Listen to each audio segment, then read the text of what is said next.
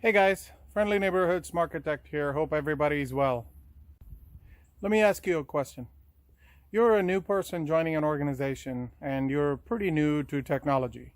So you join in as a business person, and the first day you're in your job, your manager says, "Hey, put all these finance data into an Excel, build an aggregate out of it, and tell me what the answer is by region, and I want to know it today."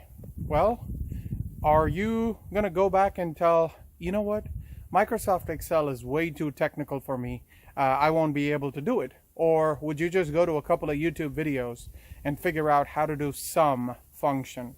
So why is Microsoft Excel not considered a too technical for you? One day I envisioned the same to happen to code. So codes are going to be so much into microservices that you are just going to start thinking about writing business functions similar to how you write your functions in Microsoft Excel. What is not going to be automatable though is data. So you understand the importance of data from here. Data should be contextual. Data cannot be generalized. Data should be tied to a business outcome.